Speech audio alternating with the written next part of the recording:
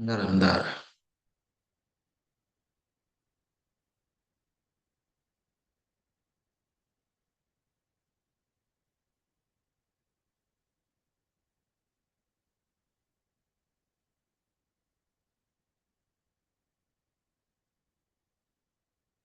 Eh, Kelihatan ya. Oke, bisa kita mulai ya. Assalamualaikum warahmatullahi wabarakatuh. Waalaikumsalam warahmatullahi wabarakatuh. Waalaikumsalam warahmatullahi wabarakatuh. Sebelumnya saya mau perkenalkan diri. Saya Wildan Isna Ashar yang akan mengajar Reading Comprehension Preparation to TOEFL PBT. Nah, sebelumnya di hari pertama kemarin, saya rasa kalian semua sudah mendapatkan materi terkait dengan structure dan juga listening. Nah, ini adalah materi terakhir yaitu terkait dengan reading comprehension. Nah, seperti yang diketahui bersama bahwa pada tes TOEFL itu ada tiga sesi. Yang pertama yaitu listening, yang kedua structure, yang ketiga reading comprehension. Nah, di dalam reading comprehension ini nanti kita akan mempelajari beberapa apa namanya tips and trick. Nah, perlu diketahui bahwa di sini saya hanya fokus memberikan apa ya namanya materi terkait tips and triknya saja, bukan materi secara mendetail terkait dengan mungkin metode scanning, scamming, ataupun screening, atau bahkan mungkin apa namanya terkait antonim, sinonim, atau yang lainnya. Tapi di sini nanti saya hanya ngajari kalian terkait dengan tips and triknya saja. Kenapa? Karena kita hanya punya waktu yang sebentar. Kita hanya punya waktu sekitaran 40 sampai 60 menit saja. Sangat tidak mungkin kalau materi ini saya sampaikan secara detail. Apalagi sampai pada praktek perorangan.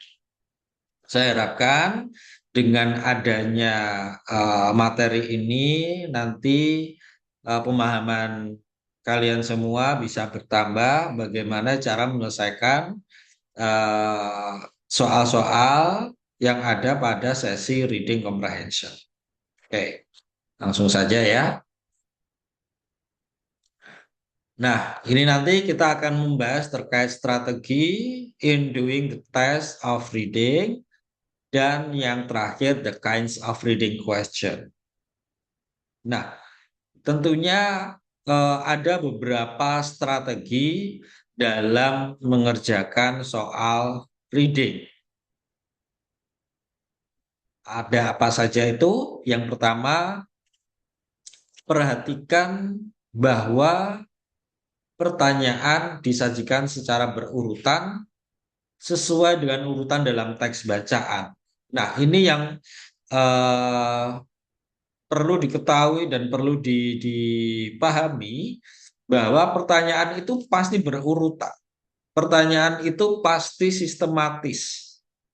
Jadi kalau katakanlah pertanyaan pertama itu ada di paragraf 1, pertanyaan kedua ada di paragraf 2, pertanyaan ketiga tidak mungkin ada di paragraf ke-1. Pasti kalau tidak di paragraf kedua yang sama, ya di paragraf selanjutnya. Jadi nggak mungkin itu pertanyaan itu ngulang lagi ke paragraf sebelum-sebelumnya.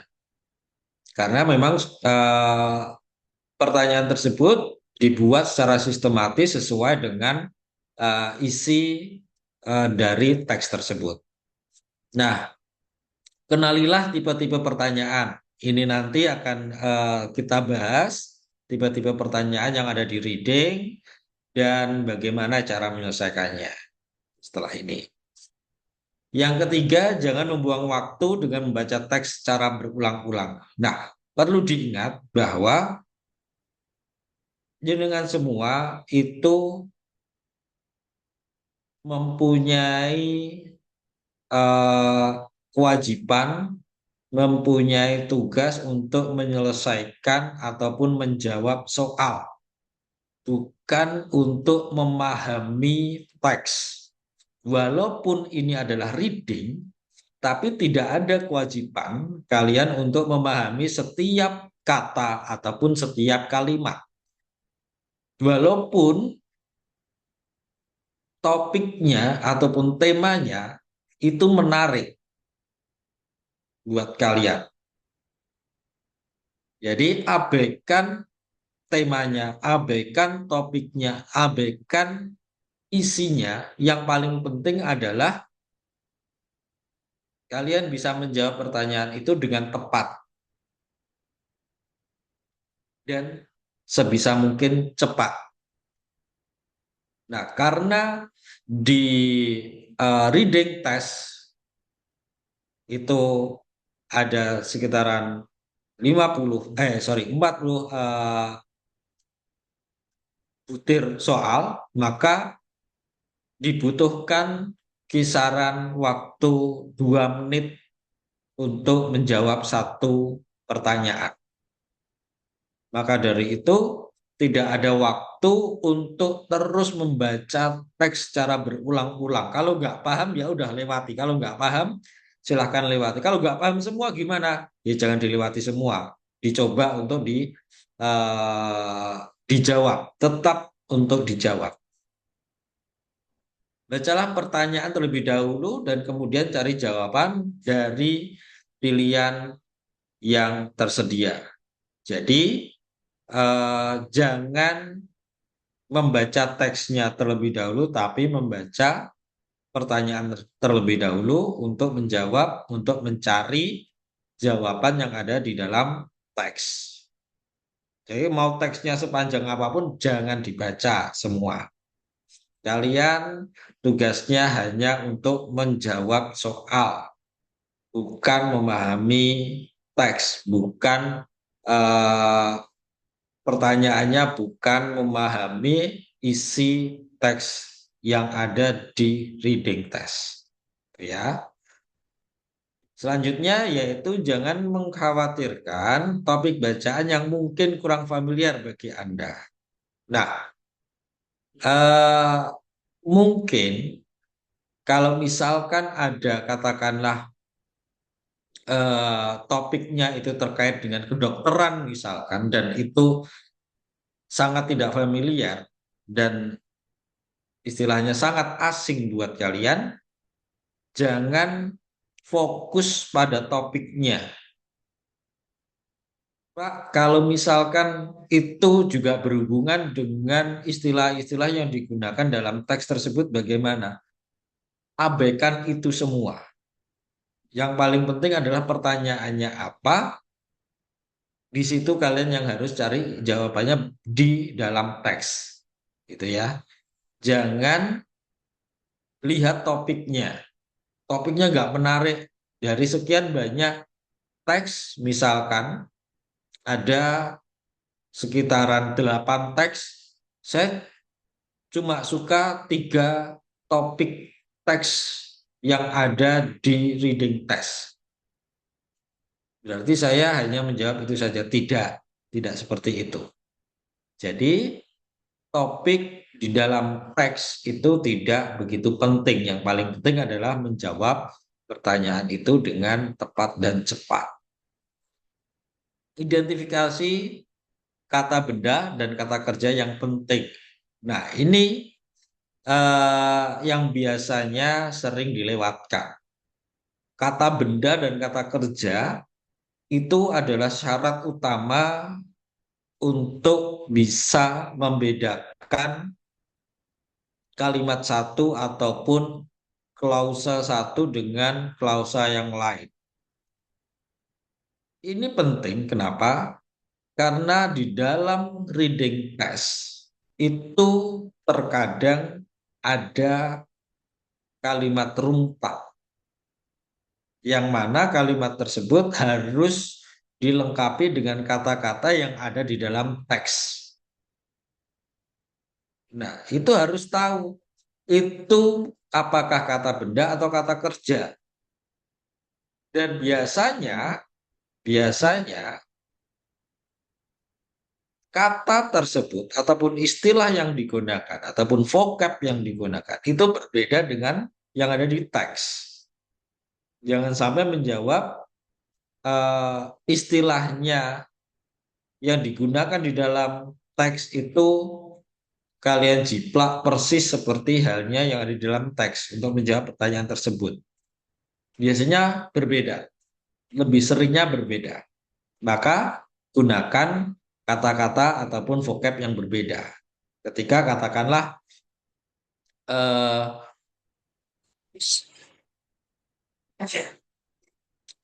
katakanlah tes misalkan. Yang dimaksudkan adalah tes. Di teks tersebut jawabannya adalah tes. Tapi bisa jadi di dalam pilihannya, di dalam opsionalnya itu bisa jadi bukan tes yang dimaksudkan, yaitu examination. Itu bisa jadi seperti itu. Nah, untuk kata benda ataupun kata kerja, saya rasa kemarin pasti sudah sedikit banyak diterangkan oleh Pak Kidin pada waktu materi structure. Di situ saya rasa sudah cukup jelas ya cara membedakan kata benda dan kata kerja, sehingga nanti kalian bisa membedakan kata benda dan kata kerja dengan cepat, mana kata benda dan mana kata kerjanya. Bacalah teks sekilas, amati kalimat pertama masing-masing paragraf. Nah, ini biasanya digunakan untuk mereka tipe-tipe soal yang membutuhkan identifikasi, membutuhkan rangkuman dalam setiap paragraf ataupun setiap teks. Misalkan, teks tersebut membicarakan terkait apa, maka langkah yang paling mudah yaitu membaca kalimat pertama di setiap paragraf. Sepintas-sepintas saja kalimat pertama di setiap paragraf itu membicarakan terkait apa. Kalau misalkan saya nggak paham Pak gimana, cari padanan katanya atau cari vocabnya yang sekiranya ada di optionnya, yang ada di pilihan jawabannya. Itu akan sangat membantu.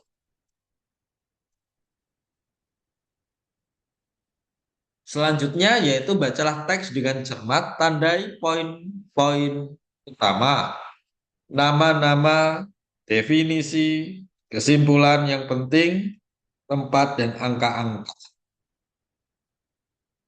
Ini kalau dalam istilahnya metode membaca, ini bisa di metodenya screening.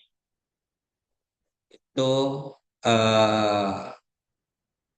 scamming.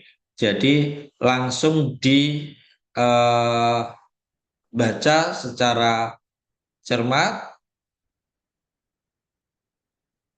dan langsung dilihat mana angka, mana nama, mana istilah yang biasanya digunakan di dalam teks tersebut. Itu biasanya yang akan digunakan. Misalkan, kalau ada pertanyaan terkait dengan tahun misalkan, bisa jadi itu adalah eh, apa ya istilahnya eh, itu bisa jadi trap buat di test takernya. Trapnya seperti apa? Bisa jadi yang dimaksudkan di dalam pertanyaan tersebut dan pilihan jawabannya biasanya itu mengacu pada teks tersebut, padahal tidak. Di teks tersebut misalkan nih, tahun berdiri Bandara Internasional Soekarno-Hatta misalkan, atau Bandara Internasional Juanda misalkan. Katakanlah tahun 1960-an. Nah, itu di dalam teksnya 1960-an.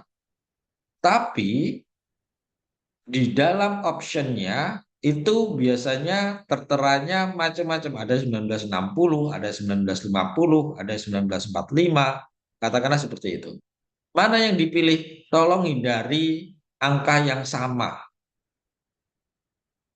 Biasanya kuncinya itu ada pada kalimat selanjutnya yang ada di dalam teks. Yang ada di dalam teks biasanya berdirinya tahun 1960 dan baru diresmikan, misalkan nih, baru diresmikan tahun 1965 misalkan. Atau mungkin gini, berdiri secara resmi tahun 1960 dan baru dibangun tahun 1955 gitu. Maka jawabannya adalah 1955-nya, bukan 1960. Atau 5 tahun sebelumnya gitu. Berdiri secara resmi tahun 1960. Tapi mulai dibangun 5 tahun sebelumnya. Nah, ini biasanya jawabannya adalah yang 1955. Jadi intinya adalah membaca informasi itu jangan setengah-setengah. Kalau bisa 2 kalimat utuh.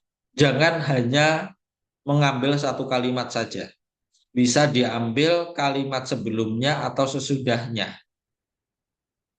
Kuncinya ada di situ. Bukan di kalimat itunya. Ya, bukan ada di kalimat yang tepat seperti itu. Tapi ada di kalimat sebelum atau sesudahnya.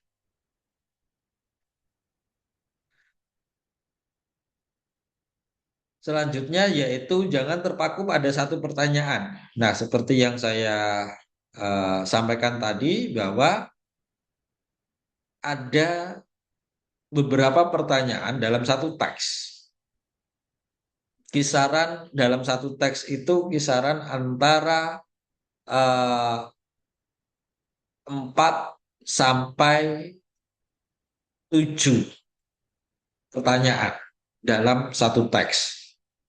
Nah, kalau kalian hanya terpaku pada satu pertanyaan dan nggak ketemu jawabannya, maka tolong lewati saja. Kenapa? Karena kalian akan wasting time di situ. Kalian akan menghabiskan waktu di situ. Padahal masih banyak pertanyaan-pertanyaan selanjutnya yang perlu kalian jawab. Yang mungkin kalian udah menemukan jawabannya secara tidak sengaja ketika kalian mencari jawaban di pertanyaan sebelumnya. Maka ketika pertanyaan tersebut itu nggak ketemu jawabannya, lewati terlebih dahulu. Lompati terlebih dahulu. Bisa jadi jawaban yang ada di pertanyaan sebelumnya itu yang kalian lewati itu bisa jadi relate atau ada hubungannya dengan pertanyaan selanjutnya. Intinya pertanyaan-pertanyaan itu pasti sangat sistematis karena ini kita mengacu pada international test yang mana memang sudah terstandar internasional tesnya. Sehingga pertanyaan-pertanyaan tersebut pun dibuat secara sistematis. Next yaitu jangan sampai ada soal yang tidak dijawab. Meskipun Anda tidak menemukan skor jawaban, cobalah menerkanya. Jawaban salah tidak mengurangi skor Anda. Nah, Bapak Ibu, eh, Yang perlu diketahui adalah begini, setiap pilihan jawaban itu ada kemungkinan rasio dia akan benar jawabannya. Dan biasanya hampir berimbang. Misalkan pilihan jawabannya ada sampai 5 A, B, C, D, E misalkan. Maka masing-masing tidak pasti memegang 20% untuk kesempatan benar ketika menjawab di salah satu eh, pilihan jawaban yang ada. Biasanya perbandingannya antara yang pertama 18, bisa jadi yang ketiga yang kedua 20, yang ketiga 23%, bisa jadi lebih dari itu. Maka ini kalau jenengan semua, kalian semua itu pernah mendengar atau pernah mempelajari terkait dengan materi peluang menjawab benar. Itu nanti bisa dihitung. Kira-kira jawabannya A, saya dari pertanyaan nomor 1 sampai akhir itu sudah berapa persen? Jawaban B-nya sudah berapa persen? Jawaban C-nya sudah berapa persen? Jawaban D-nya sudah berapa persen? Jawaban E-nya sudah berapa persen? Kalau ternyata di salah satu pilihan jawaban itu sudah ada yang lebih dari 25%, maka soal yang kalian lewati, yang kalian nggak bisa, tolong jangan dipilih pilihan jawaban yang sudah mendapatkan peluang yang sudah kalian jawab sebanyak 25% itu. Karena bisa jadi eh, ketika kalian menjawab itu, kesempatan untuk mendapatkan benar di pilihan jawaban itu akhirnya semakin kecil. Ketika ada yang masih 18%, maka lebih amannya jawablah itu. Misalkan nih, saya dari sekian banyak soal yang saya jawab A itu ada sekitaran 20. Yang saya jawab B ada 30. Yang saya jawab C ada 10. Yang saya jawab D ada 15. Yang saya jawab E ada 25 misalkan. Maka tolong pilih yang masih sedikit tadi, yang masih 10 tadi. Kalau kalian bisa menyeragamkan itu semua, kemungkinan untuk benar itu semakin tinggi. Nah, ini perlu diketahui bahwa ketika kita secara terang-terangan atau tanpa berpikir sekalipun, kita nggak usah membaca soalnya pun, atau kita nggak mendengarkan listeningnya pun, kita menjawabnya itu asal-asalan, hanya menjawab A semua, atau B semua, atau C semua, atau di salah satu pilihan jawaban itu, pokoknya seragam, kalau nggak A ya B ya C ya D ya E. Kalau pokoknya seragam, mulai dari nomor 1 sampai nomor akhir. Maka minimal nilai yang bisa kalian dapatkan tanpa berpikir itu bisa jadi nilainya 420,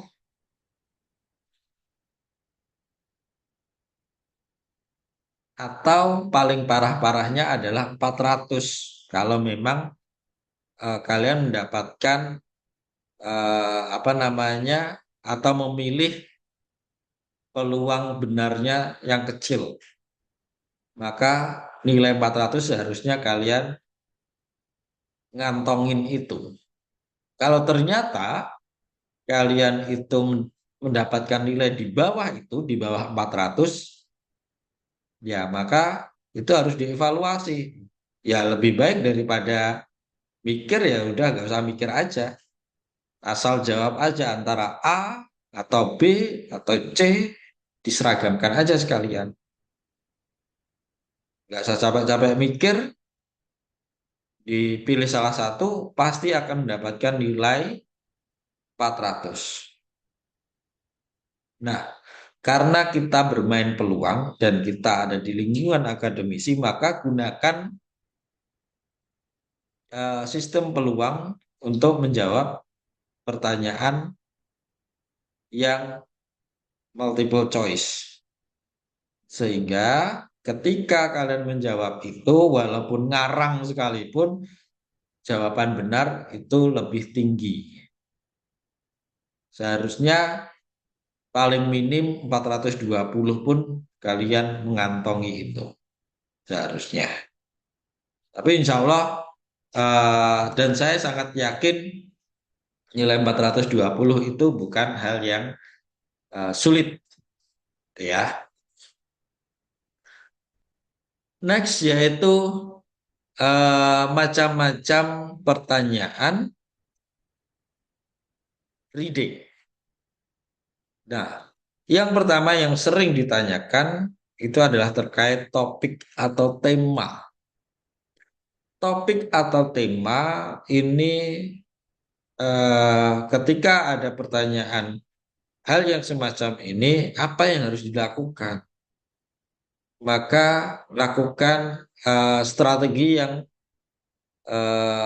tadi yang terkait dengan bacalah kalimat pertama di setiap paragraf.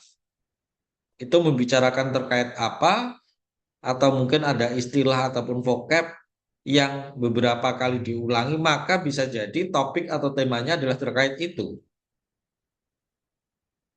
Itu ya. Itu ketika pertanyaan terkait dengan topik atau tema. Nah, yang kedua, pertanyaan tentang gagasan utama atau main idea.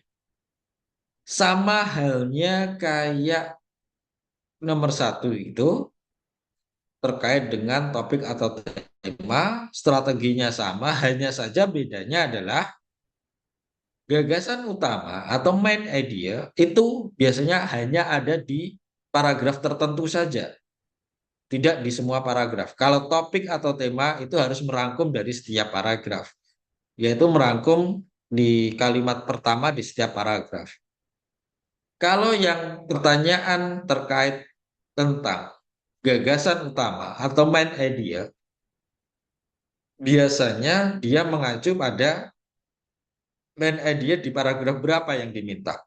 Kalau paragraf satu, ya udah baca aja kalimat pertama di paragraf satu, selesai.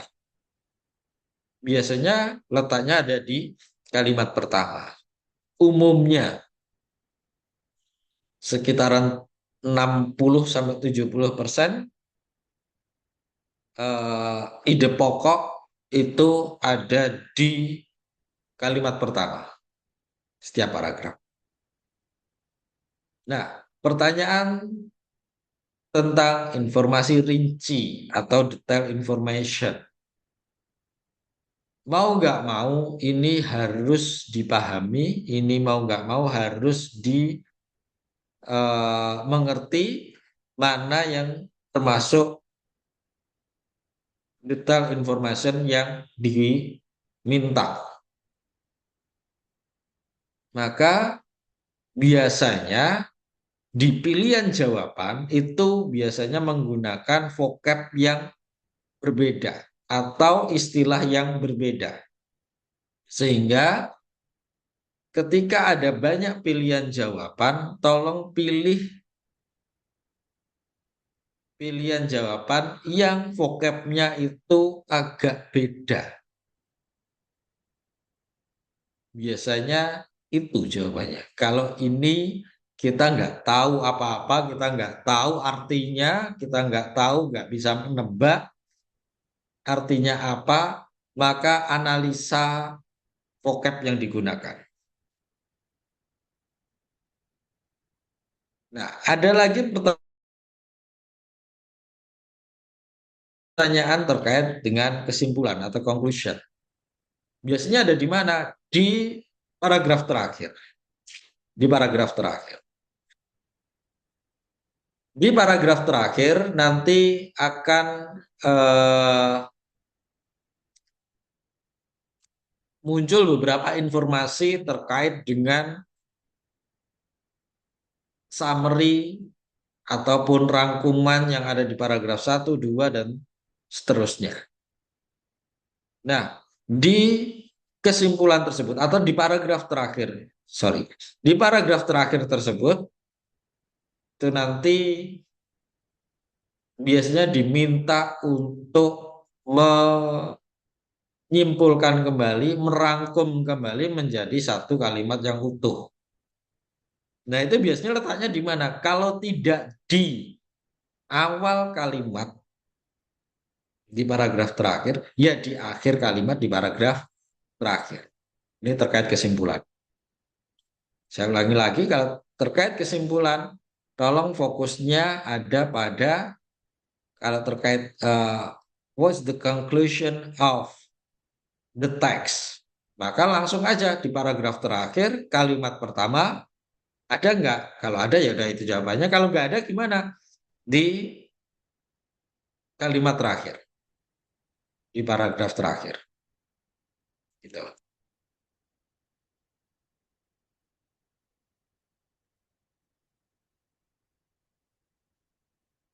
Oke. Selanjutnya terkait dengan pertanyaan tentang tujuan.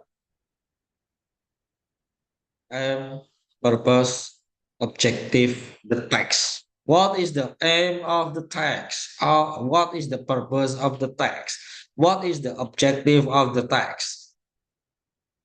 Nah, mayoritas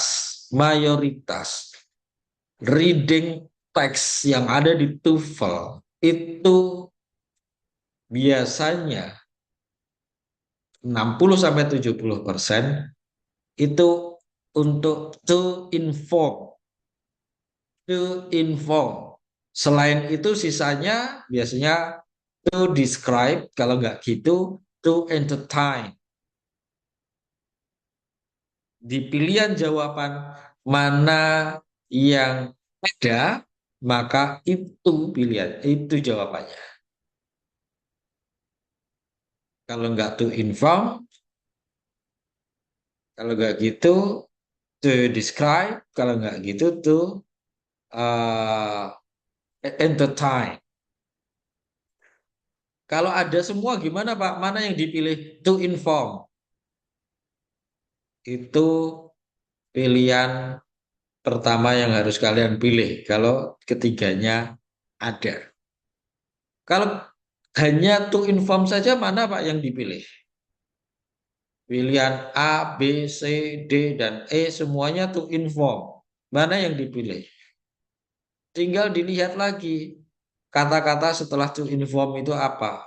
Sesuaikan dengan topiknya, sesuaikan dengan temanya. Gitu ya.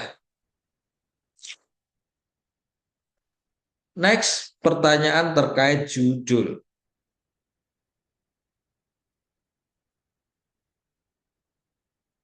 Pertanyaan terkait dengan judul biasanya tidak jauh beda dengan topik ataupun tema. Judul biasanya mengacu pada topik ataupun tema. Maka dari itu, ketika kalian sudah menemukan topik ataupun tema, maka itu nanti bisa diramu menjadi suatu judul yang pas. Terus strateginya bagaimana? Ya strateginya seperti halnya kayak menjawab pertanyaan tentang topik atau tema, yaitu apa? Melihat kalimat atau memahami kalimat pertama di setiap paragraf. Lalu buatlah judulnya. Kalau judul itu biasanya jauh lebih singkat, lebih padat daripada topik atau tema, dan lebih menarik daripada topik atau tema. Itu judul. Karena memang syaratnya judul itu.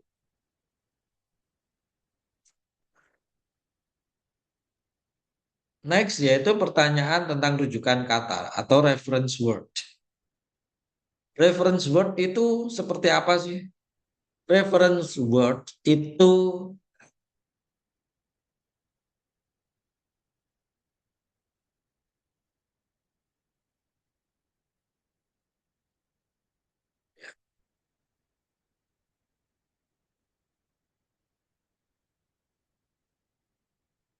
reference word itu kata yang biasanya mengacu pada kalimat sebelumnya. Misalkan nih, ada kata-kata it di situ, ada kata-kata they, ada kata-kata those, ada kata-kata this. Itu biasanya mengacu pada kalimat sebelumnya. Maka strateginya bagaimana? Strateginya carilah informasi terkait kata tersebut di kalimat sebelumnya. Langsung mengacu pada kalimat sebelumnya. Jangan dibaca kalimat yang ada kata tersebut, tapi lompatnya sebelum kalimat tersebut. Sehingga itu nanti akan memangkas waktu untuk menjawab. Nah, dan terakhir yaitu pertanyaan tentang tipe daftar atau list type. Ini jarang banget digunakan karena pada reading test itu di TOEFL itu jarang banget menggunakan list type of the text. List type text itu eh, jarang banget digunakan di TOEFL PBT. Tapi kalaupun ini muncul, ini jauh lebih mudah daripada kalimat utuh di setiap paragraf. Sehingga tidak perlu bingung terkait dengan pertanyaan tentang tipe daftar atau list type.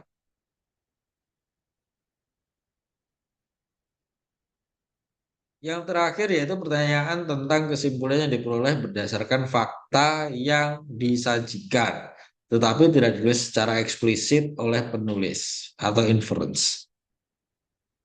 Nah, hampir sama kayak tipe pertanyaan yang keempat, yaitu pertanyaan tentang kesimpulan. Tapi bedanya, pertanyaan tentang kesimpulan yang dimaksudkan di sini itu adalah pertanyaan kesimpulan yang eh, apa namanya hasil rangkuman dari setiap paragraf, bukan di paragraf terakhir, tapi setiap paragraf. Dan ini juga jarang diberikan pertanyaan tersebut ke test taker di TOEFL, gitu ya. Jadi nggak perlu khawatir kalau ini memang membutuhkan kecermatan, ini membutuhkan pemahaman terkait pertanyaan tentang kesimpulan yang diperoleh berdasarkan fakta yang disajikan atau inference. Itu harus pemahaman kita. Oke, saya rasa itu yang perlu dicermati, itu strategi tips and trick dari kami. Kalau ada pertanyaan, silahkan kita buka sesi pertanyaan biar kita tahu kira-kira apa saja yang menjadi kendala, apa saja yang menjadi permasalahan yang kalian hadapi pada waktu pengerjaan reading test. Oke, Baik, silakan teman-teman silakan. jika ada pertanyaan. Kita masih ada waktu 10 menit. Izin bertanya, Pak. Yap.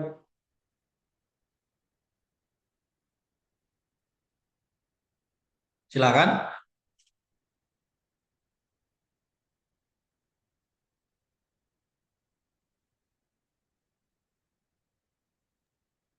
Terima kasih Pak Wildan atas waktunya. Begini Pak, saya mau tanya untuk berbicara peluang gitu ya. Ya, Sistem peluang di dalam pengerjaan TOEFL ini nanti. Kan soalnya ada 140 ya Pak. ya, Jumlah soalnya 140 itu dengan skor tertinggi 677. ya, Itu kemarin saya lupa, pembagiannya itu listening, grammar, reading itu berapa soal itu Pak. Terima kasih Pak. ya. Sama-sama. Ada lagi? Kita tampung dulu.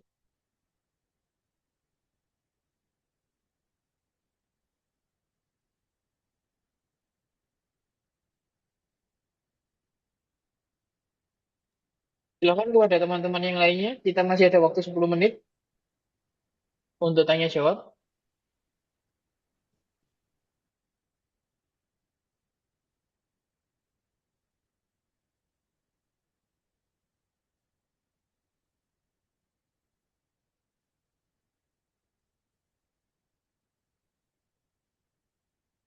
Oke, sambil menunggu pertanyaan yang lain, mungkin nanti akan ada tambahan pertanyaan ya.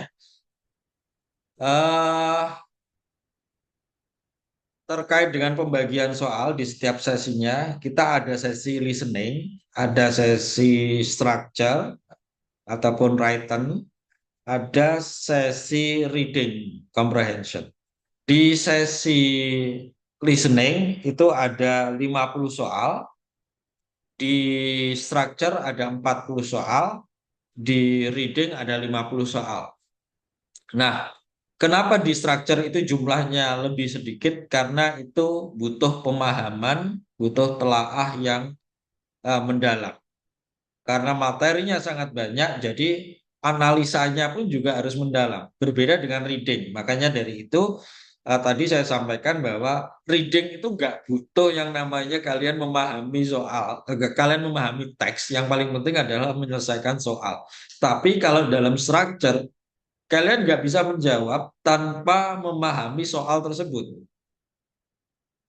Kalau dalam reading, kalian nggak perlu paham teksnya, yang paling penting adalah memahami pertanyaannya.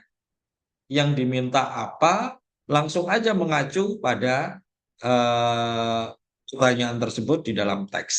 Itu Pak Ali Mustafa.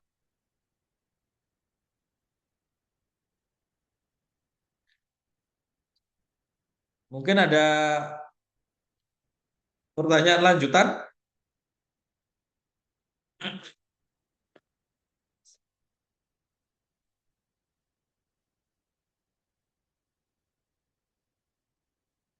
Silakan, Izin kita masih punya bertanya. waktu 7 menit. Oke, silahkan Oh, kalau ada yang tanya. izin bertanya, Pak.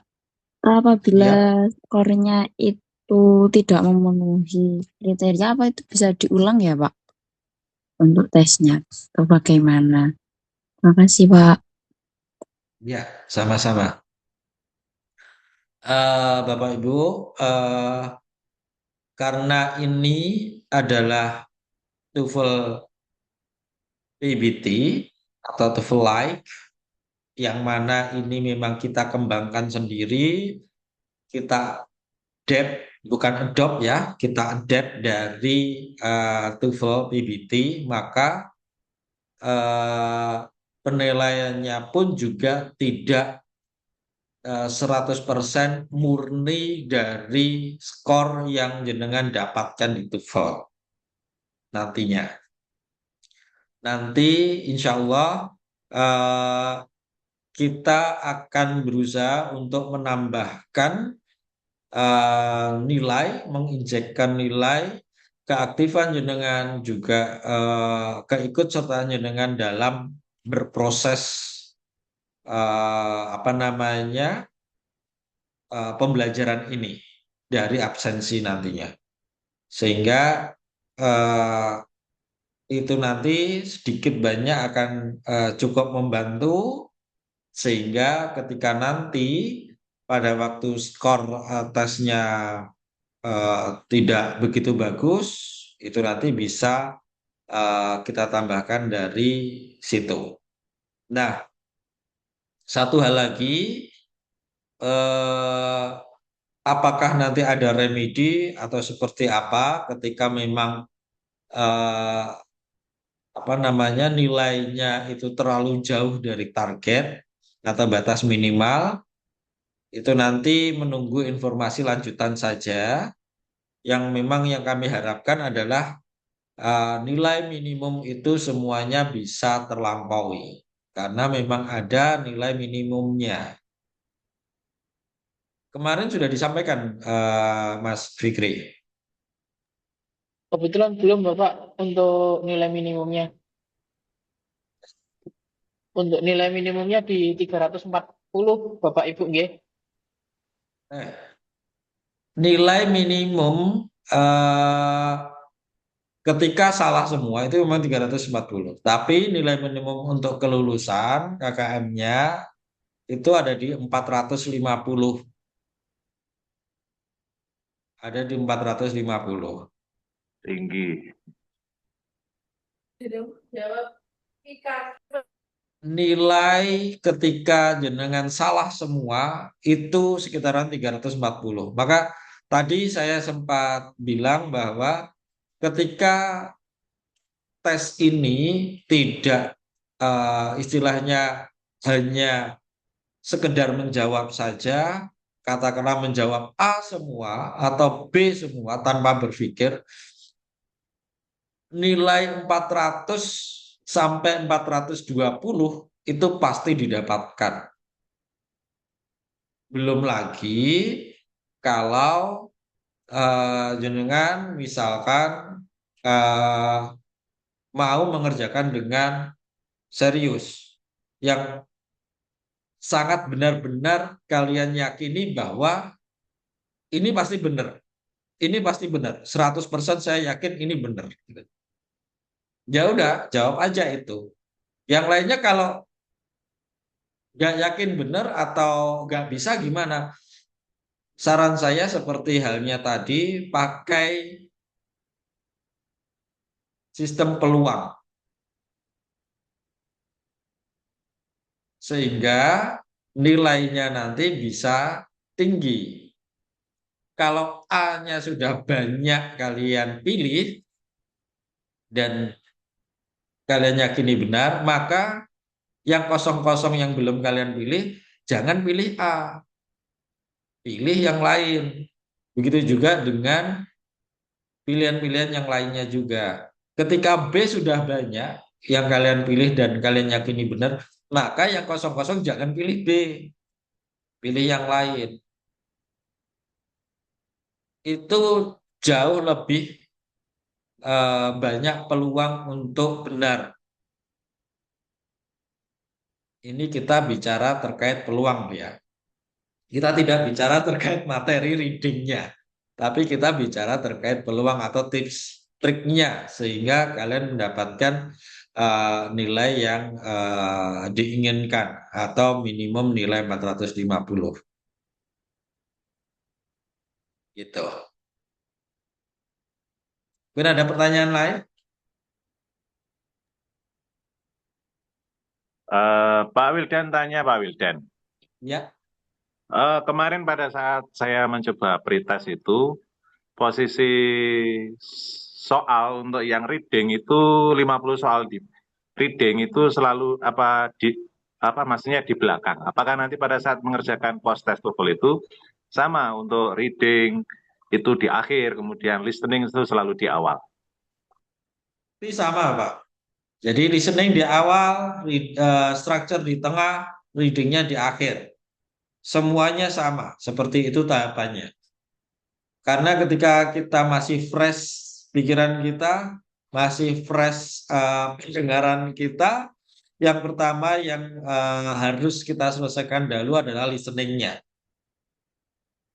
Nanti setelah itu karena butuh analisa yang mendalam, itu membutuhkan apa namanya structure itu di sesi yang kedua.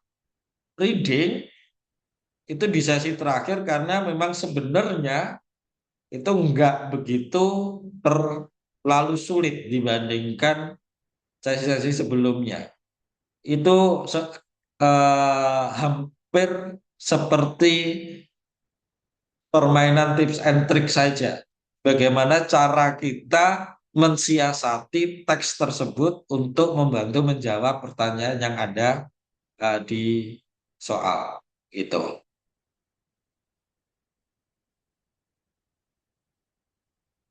Baik, Nah, ada untuk post-testnya pertanyaan di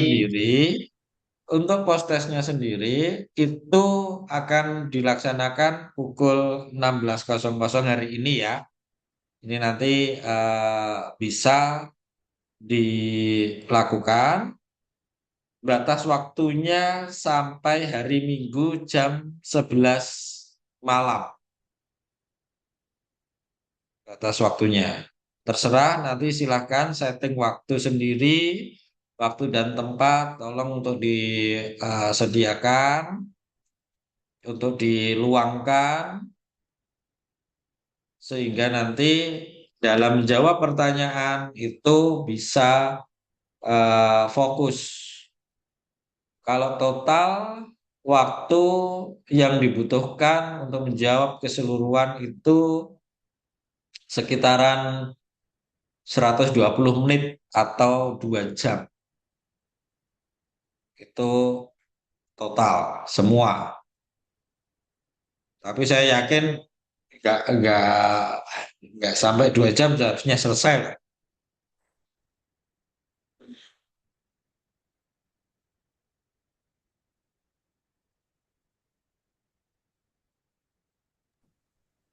Bapak, izin bertanya. Yap. Untuk ujiannya kita kan dikasih waktu hari ini sampai dengan hari Minggu. Kalau misal Bapak saya memilih itu di hari besok ya, itu saya sekali ujian juga harus, maksudnya semua reading, listening, dan writing itu, atau saya bisa lagi ujian besoknya gitu ya. Terima kasih. Ujiannya bersifat 1 unit dan itu satu kesatuan, bukan per part. Artinya sekali tes itu nanti pasti dan harus sampai selesai. Jadi nggak bisa kalau katakanlah eh, saya hari ini tak tes listening dulu, besoknya tes structure, besoknya lagi tes reading, tidak bisa. Karena ini satu kesatuan, ini berkesinambungan, ini satu paket. Jadi sekali buka, sekali tes, selesai. Gitu. Harus sampai selesai. ya, izin menambahkan sedikit Pak Wildan, guys. Yap. Selain itu juga waktu countdown, waktu berjalannya tes itu akan terhitung secara penuh ketika jenengan mulai mengerjakan tes.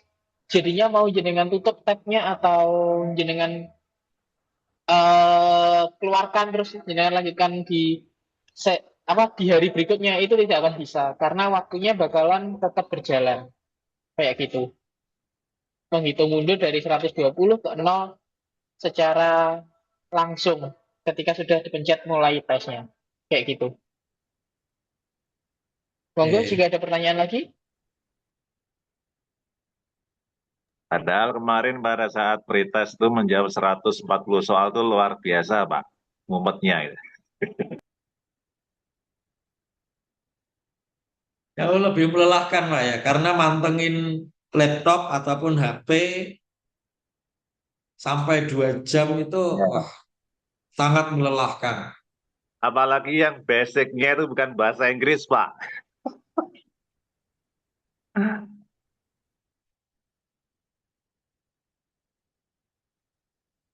Nggak apa-apa, ujian sekali dua kali.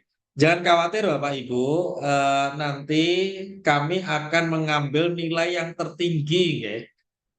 Bukan nilai post-testnya yang akan kami ambil, bukan nilai pretestnya yang akan kami ambil, tapi nilai yang tertingginya. Kalau pretestnya yang lebih tinggi daripada post-testnya, maka pretestnya yang akan kami ambil. Kalau post-testnya lebih tinggi, maka post-testnya yang akan kami ambil. Kalau ikutnya cuma sekali, gimana pretestnya aja, post-testnya kelihatannya saya nggak bisa. Ya udah, berarti pretestnya nilai apapun atau berapapun itu ya, ya itu yang akan kita ambil. Kalau kemarin saya nggak ikut pretest, saya mau pretest dulu. Setelah itu langsung post-test, nggak bisa. Karena eh, apa namanya, ini sudah di tahapan post-test, maka pretestnya kami anggap hangus kemarin, dan post-testnya nanti yang akan kami ambil. Gitu.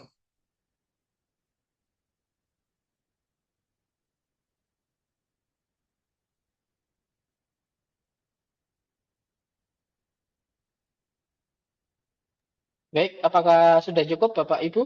Apakah masih ada pertanyaan lagi? Cukup, Bapak.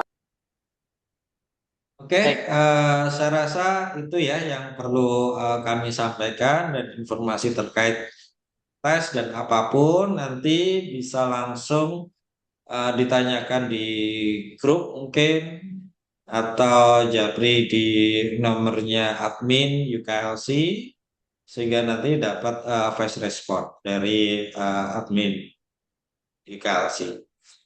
Oke, dari saya cukup sekian, dan saya berterima kasih sekali atas partisipasinya, dan semoga tesnya berjalan lancar dan mendapatkan nilai yang tertinggi.